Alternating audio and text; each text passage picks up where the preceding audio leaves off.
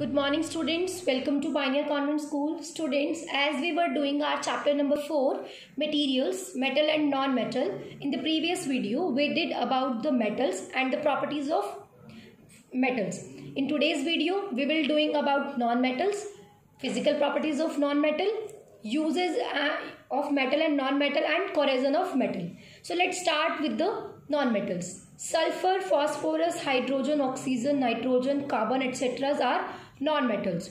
They are not so hard and dull appearance. इसके बारे में मैं आपको डिटेल में in the previous video बता चुकी हूँ. So let's start with the physical properties of non-metal. First, physical state. As we know, all the matters हैं वो तीन state में exist करते हैं, solid, liquid और gas. Metals हमने पढ़ा था कि वो कौन से state में exist कर रहे थे, metal, solid state में. Non-metal can exist in solid, liquid और gaseous state at a room temperature. Means जैसे हमारा जो रूम का नॉर्मल टेम्परेचर होता है वहाँ अगर हम नॉन मेटल को रखें तो वो तीनों स्टेट में एग्जिस्ट कर सकते हैं. कुछ नॉन मेटल्स सॉलिड में एग्जिस्ट करेंगे, कुछ लिक्विड में एंड कुछ गैसेस में.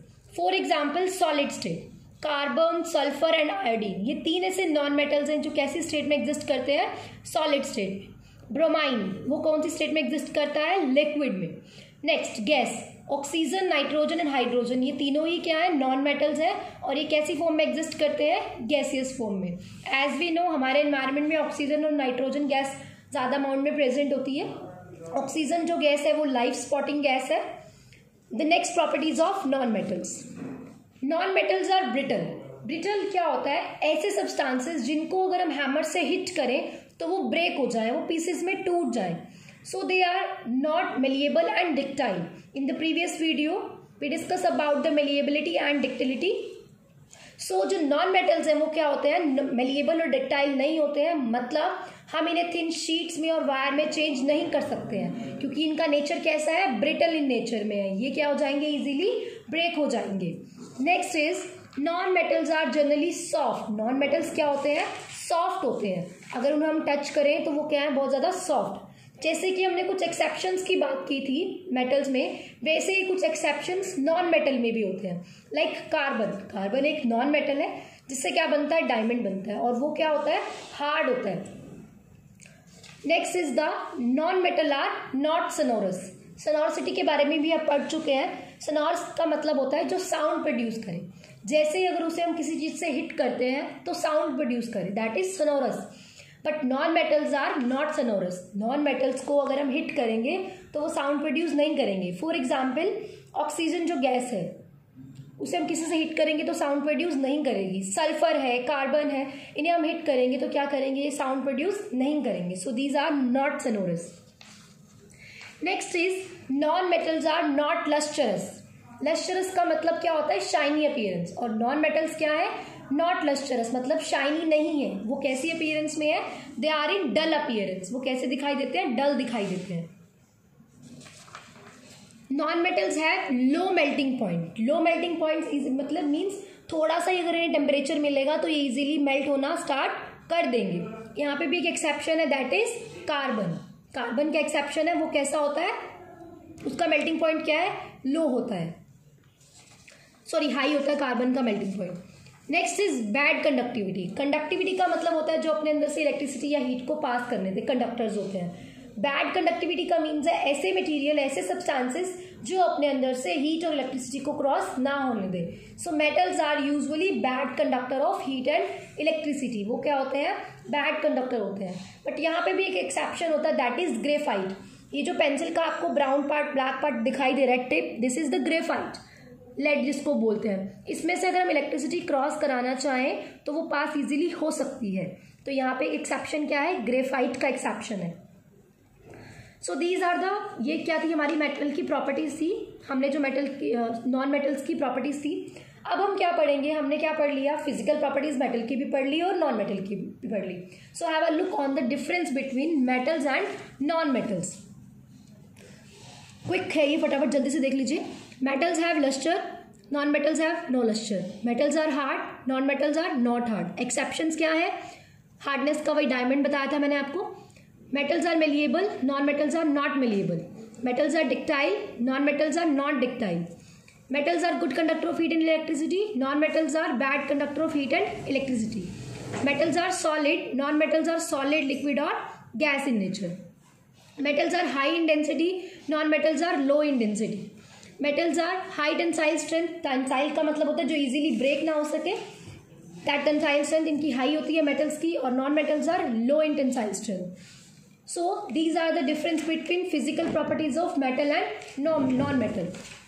Now अब हम discuss करेंगे uses of metals and non-metals. Uses of metals and non metal. सबसे पहला मेटल है कॉपर. कॉपर का हम कहाँ यूज करते हैं? इलेक्ट्रिक वायर बनाने में, केबल्स, कॉइल्स, इलेक्ट्रिक अप्लायंसेज में जो यूज होते हैं, क्योंकि ये क्या है? Good conductor of electricity. According to their property उनका यूज होता है मेटल्स का. आयरन हार्ड है तो उसके लिए किसमें यूज होता है? वो pipe, storage tanks, railings, cylinders वगैरह बनाने के लिए. साथ ही साथ जो रॉट आयरन होता है जो थोड़ा कम टफ होता है. क्यों टफ कम होता है? क्योंकि उसके अंदर कार्बन ऐड कर दिया जाता है मेलेबल बनाने के लिए उसे. तो उसके लिए उससे चेन्स बनाई जाती हैं, वायर नेट्स बनाई जाती हैं, नेल्स, एग्रीकल्चर टूल्स बनते हैं. आयरन को अलॉय मिक्सिंग करके आयरन की तो क्या बना दिया जाता है? स्टील्स बनती हैं, स्टेनलेस स्टील, जिसके हमारे घरों में बर्तन होते हैं, नाइफ्स वगैरह होते हैं. The next metal is aluminium. Aluminium के हमारे घरों में बर्तन यूज़ किए जाते हैं, यूटेंसिल्स, और क्या कहते हैं, इलेक्ट्रिक केबल्स यूज़ होती हैं क्योंकि ये इलेक्ट्रिसिटी और हीट को कंडक्ट कर सकते हैं. पेंट्स प्रिवेंटिंग के लिए रस्टिंग ऑफ आयरन पे किया जाता है. एल्यूमिनियम की कोटिंग कर देते हैं जिससे क्या होता है? आयरन को रस्ट नहीं लगता है, मतलब जंग नहीं लगता है. गोल्ड और सिल्वर की ज्वेलरी बनाई जाती है, डेकोरेटिव आइटम्स बनाई जाती हैं. प्लेटिनियम की भी ज्वेलरी बनाई जाती है, और इलेक्ट्रोड्स और इलेक्ट्रोलाइट सेल्स बनती हैं. लेड मैंने आपको बताया था, उस बैटरीज में यूज़ होता है. लॉय है एक सोल्डर बनाने के लिए. क्रोमियम की इलेक्ट्रोप्लेटिंग की जाती है. हमारी जो साइकिल्स वगैरह के जो हैंडल्स होते हैं जो शाइनी दिखते हैं हमें सिल्वर से कलर के, वो भी क्रोमियम से बनाए जाते हैं. जिंक का ड्राई सेल में यूज़ होता है जिसकी कोटिंग की जाती है आयरन आर्टिकल्स पे. ग्लेनाइजेशन प्रोसेस को हम बोलते हैं. So these are the uses of metals. Now let's start the uses of non-metals. First non-metal is carbon. Carbon is a non-metal. Carbon is the form of graphite.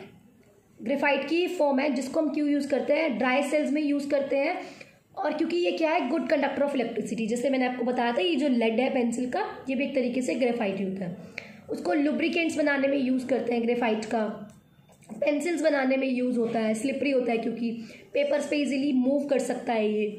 Graphite is used for making high temperature crucibles. Crucibles क्या होते हैं? Melting ports होते हैं जिसके अंदर कोई भी substance डाल के मेल्ट किया जाता है, क्योंकि इसका टेम्परेचर क्या है? बहुत ज़्यादा हाई है. ठीक है, हाई मेल्टिंग पॉइंट है बिकॉज इसका. Next is carbon is the form of diamond की भी फॉर्म है, तो ज्वेलरी बनाने के लिए यूज होता है. Sulphur skin ointment, spray for trees के लिए, जैसे ट्रीज पे पेस्ट वगैरह जो आ जाते हैं उनको किल करने के लिए, या कोई डिजीज हो जाए तो उसको किल करने के लिए किसका यूज़ करते हैं? सल्फर का यूज़ करते हैं. और किसमें? रबर्स बनाने में, डाइज वगैरह बनाने में, गन जो पाउडर बनता है वो भी किससे बनता है? सल्फर से ही बनता है. Next is iodine. आयोडीन से आयोडाइज सॉल्ट जो हम खाते हैं, नमक जो खाते हैं, वो भी आयोडीन होता है एक तरीके से. ठीक है, इसी के साथ साथ एंटीसेप्टिक्स बनाए जाते हैं आयोडीन से. ऑक्सीजन जो है वो क्या है? रेस्पिरेशन में यूज़ होती है, सपोर्टर ऑफ कंबशन, रेस्पिरेशन और बर्निंग में काम आती है. Next is phosphorus. Manufacturing of matchsticks जो बनती है उनमें यूज़ होता है, और फर्टिलाइजर्स के यूज़ में यूज़ होता है. नाइट्रोजन क्या है? मैन्युफैक्चरिंग ऑफ फर्टिलाइजर का बनाने में यूज़ होता है नाइट्रोजन का. Ammonia, nitric acid etceteras. Chlorine जो है it is use for disinfecting water. Water को साफ करने में जो क्लोरीनेशन होता है, क्लोरीन की टेबलेट यूज़ की जाती है उसमें. And the next is the hydrogen. It is use for extraction of metal को प्योर फॉर्म में निकालने के लिए, या अमोनिया गैस बनाने के लिए भी किसका यूज़ किया जाता है? हाइड्रोजन का.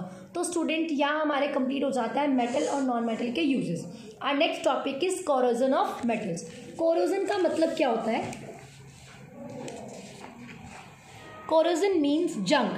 आपने देखा होगा आयरन की चीज़ें पुरानी होने के बाद उन पर एक ब्राउन पाउडरी सब्सटेंस आ जाता है, दैट इज रस्ट, जिसको हम क्या बोलते हैं? जंग बोलते हैं एक तरीके से. तो वो कोरोजन होता कैसे है? The process in which metal is eaten up by the action of air. ऐसा प्रोसेस जिसमें मेटल को खा लिया जाता है. कैसे? एयर के थ्रू, मॉइस्चर के थ्रू और केमिकल के थ्रू. ठीक है, ऑन देयर सरफेस, उसके सरफेस पे कोटिंग आ जाती है, दैट इज कॉरोजन, उसको क्या बोलते हैं, जंग लगना। और कौन से मेटल लाइक आयरन, कॉपर और सिल्वर ये कैसे हो जाता है, कॉरोडेड हो सकता है इन अ डंप एयर। डंप का मतलब होता है ऐसी एयर जिसमें मॉइस्चर प्रेजेंट हो, ठीक है। तो क्या होता है कि व्हेन एन आयरन ऑब्जेक्ट, जब हम एक लोहे के ऑब्जेक्ट को कहाँ छोड़ दें, मॉइस्चर एयर में छोड़ दें लंबे टाइम तक, तो उस पर एक रेडिश ब्राउन कलर का सब्सटेंस जनरेट हो जाता है जिसे हम क्या कहते हैं, रस्टिंग ऑफ आयरन। और उस सब्सटेंस को हम कहते हैं रस्ट। मैंने आपको क्या बताया, आयरन को हमने कहाँ रखा, ओपन एरियाज में, दैट इज डंप एयर। कहाँ रखा हमने उसे, डंप एयर में रख दिया। डंप एयर का मतलब जहाँ पे ऑक्सीजन और वाटर दोनों प्रेजेंट थे। तो कुछ टाइम तक वो आयरन के साथ रहेंगे और उसके बाद वहाँ पे क्या क्रिएट कर देंगे, एक हाइड्रेटिंग आयरन ऑक्साइड, जिसको हम क्या कहते हैं, रस्ट। और जो कैसे कलर का होता है, रेडिश इन कलर। तो यहाँ पे इसको क्या बोल रहे हैं, ये लोहे को क्या लग चुका है, जंग लग चुका है, ठीक है। द नेक्स्ट इज, हमने बात की कॉपर पे भी जंग लग जाता है कि when a copper object remain in the damp air, जब डैम्प एयर में क्या हो, कॉपर की ऑब्जेक्ट छोड़ दे, तो वो धीरे धीरे क्या रिएक्ट करती है, वाटर से रिएक्ट करती है, ऑक्सीजन तो होती है, साथ साथ कार्बन डाइऑक्साइड से भी रिएक्ट कर जाता है कॉपर, और उस पर एक ग्रीन कलर की कोटिंग आ जाती है। वो भी एक तरीके से क्या है, जंग ही है। क्या बात की हमने, कॉपर की एक ऑब्जेक्ट है, उसको कहाँ छोड़ दिया, ऑक्सीजन और वाटर और कार्बन डाइऑक्साइड की प्रेजेंस में वो रिएक्ट करके क्या बना देती है, copper hydroxide plus copper carbonate, ठीक है, जंग लगने के बाद। और ये दोनों ही चीज़ क्या बनाती हैं, ग्रीन कलर की कोटिंग। फॉर एग्जांपल जैसे ये कॉपर की ऑब्जेक्ट है, अगर मैं इसको कहाँ छोड़ दूँ, खुले एरिया में छोड़ दूँ, तो कुछ टाइम बाद इसके चारों तरफ क्या आ जाएगी, एक ग्रीन कोटिंग क्रिएट हो जाएगी, ठीक है। इसको हम कहते हैं कॉरोजन।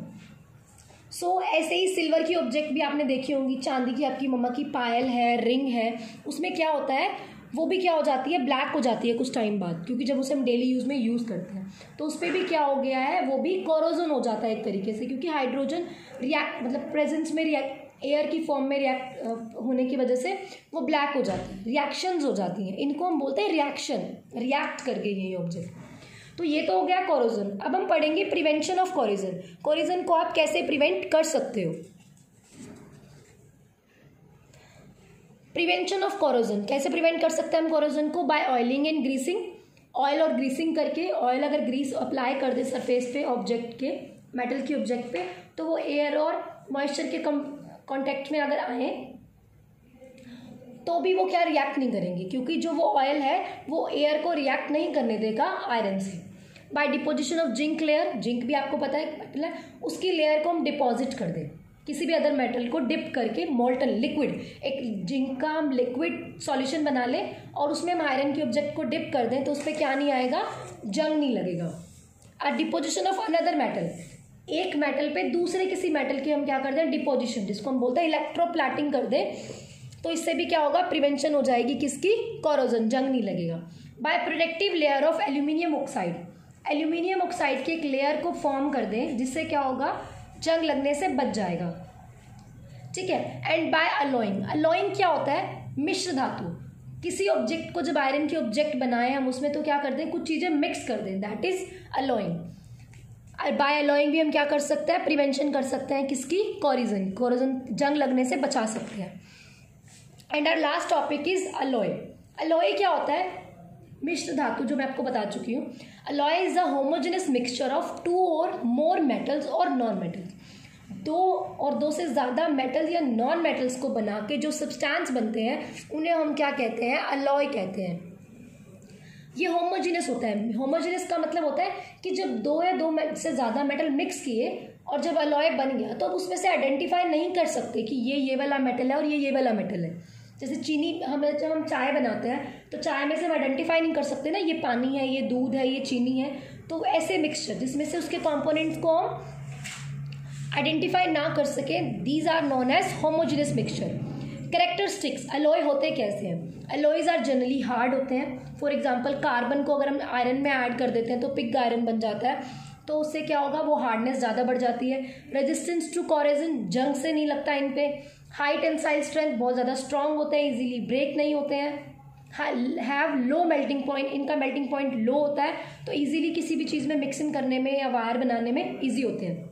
अलॉयज की वायर भी बनती है। सो लास्ट टॉपिक की हमारा आगे क्या है, यूजेस ऑफ अलॉय। कुछ अलॉयज दिए हुए हैं जैसे ब्रास, ब्रास किससे मिलके बनाया है? एक मिश्र धातु है, कॉपर और जिंक को मिक्स करने से क्या बनाया? ब्रास। उसका यूज़ कहाँ है? बर्तन बनाने में, स्क्रूज बनाने में और नट्स वगैरह बनाने में। ब्रॉन्ज, ब्रॉन्ज भी एक अलॉय है जो किससे बना है? कॉपर और टिन। कॉपर और टिन दोनों को मिक्स करने से क्या बना? ब्रॉन्ज। ये करोजन नहीं लगाता है, जल्दी से जंग नहीं लगता है, तो इससे क्या बनता है? कॉइन्स बनते हैं, स्टैचूज बनते हैं और मेडल्स जो होते हैं हमारे वो बनते हैं। डुरालियम, एल्यूमिनियम, कॉपर, मैग्नीशियम और मैग्नीज, इन चारों को मिला के एक अलॉय बनाया जाता है।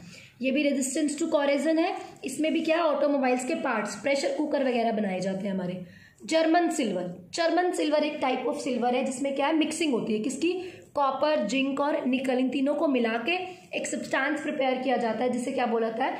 German silver. ये भी रेजिस्टेंस टू कॉरेजन है, जंग नहीं लगता है, शाइनी होता है लाइक अ सिल्वर, इसीलिए इसका नाम जर्मन सिल्वर दिया हुआ है। और ये किस लिए बनता है? वायर्स बनाने में, इलेक्ट्रोप्लेटिंग करने में। इलेक्ट्रोप्लेटिंग का मतलब होता है किसी चीज़ पर डिपोजिशन करने में। तो स्टूडेंट्स, यह chapter topic is finished. Please watch the video carefully. Thank you and have a nice day.